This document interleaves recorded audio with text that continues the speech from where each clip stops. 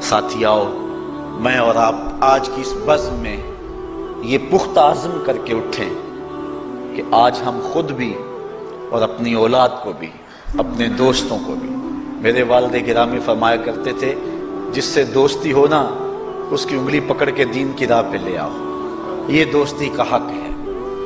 اس کے لیے آپ بہت کچھ کرتے ہیں لیکن اگر اس کو دین نہیں دیا تو کچھ بھی نہیں دیا۔ کوشش کرو میرا دوست ہو اور جہنم میں جائے۔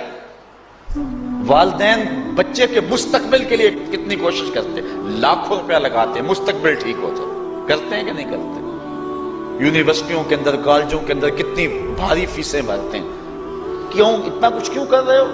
میں نے دیکھا بوڑھا باپ اپنی کمر پہ بوریاں لاد کے مزدوری کرتا ہے، مائیں اپنا زیور بیچ رہی ہیں کہ اولاد پڑ جائے۔ میاں اتنا کچھ کیوں کر رہے ہو؟ جی مستقبل ٹھیک ہو جائے۔ یہ مستقبل کتنا ہے؟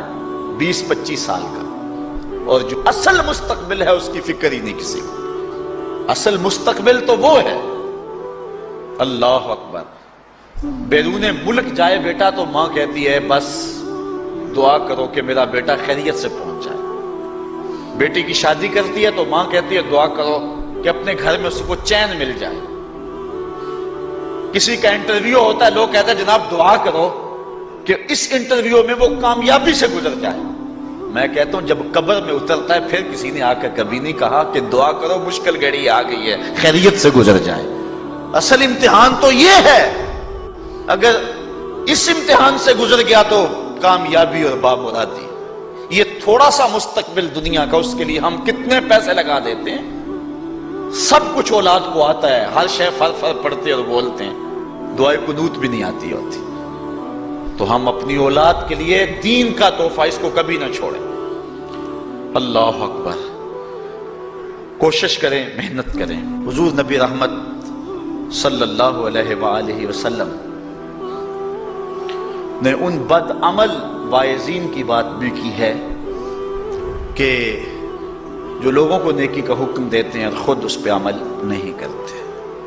آج ہمارے کچھ واعظین لوگوں کو تو واعظ و تلقین اور نصیحت کرتے ہیں اور خود نماز میں سخت سستی کا ارتکاب کرتے ہیں، اور جس سے قوم کے اندر نماز میں سستی عملاً پیدا ہو جاتی ہے۔ کوئی عرس کی تقریب ہو، کوئی محفل نعت ہو، کوئی جلسہ ہو، کوئی شادی کی تقریب ہو، نماز کے وقت کا پورا خیال رکھا کریں اور اس بات کا لحاظ رکھا کریں۔ بلکہ ہمارے ہاں ایک عجیب سا فیشن ہے اور عجیب سی بات ہے، میں بڑا حیران ہوا کرتا ہوں کہ عشاء کے بعد جب جلسے ہوتے ہیں نا ہمارے مساجد کے اندر، تو مغرب سے اعلان شروع ہو جاتا ہے آج رات فلاں صاحب خطاب فرمائیں گے، اور پھر جب نماز عشاء ہوتی ہے تو ہمارا نقیب محفل کھولتا ہے لاؤڈ سپیکر اور وہ اعلان کرتا ہے حضرات جماعت ہو چکی ہے، اب مسجد میں آ جائیں۔ یعنی یہ نماز کو ہلکا کرنے والی بات ہے۔ انہوں کو کہا جا رہا ہے کہ بلکہ بعض تو کہہ دیتے ہیں جس کا تمہیں ڈر تھا وہ گزر گئی ہے، اب آ جاؤ۔ کیا لینا ہے جلسے میں آ کر اگر نماز ہی نہیں پڑھنی ہے تو؟ ممبر و محراب کے جو ذمہ دار ہیں ان سے جو ہے وہ عجیب و غریب قسم کی جو ہے وہ حرکات سکنات سرزد ہو رہی ہیں۔ یہ جو جاہل نقیبوں کا ایک غول آ گیا نا، یہ بھی ایک بہت بڑی مصیبت ہے۔ ایک تو بے تحاشا القاب، دوسرا دین کی روح سے ناشنائی۔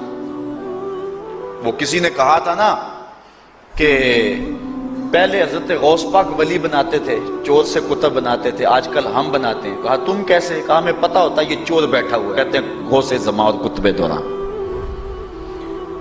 بے تحاشا اور بے تکا انداز، اور پھر دین کی روح سے یہ ناشنائی کہ باقاعدہ اعلان ہوتا ہے جناب جماعت ہو چکی اب تو آ جاؤ۔ تو کیا کرنا ہے ساری رات جاگ کے اگر عشاء کی نماز ہی نہیں پڑھی تو نماز کو ہلکا کیا گیا ہے۔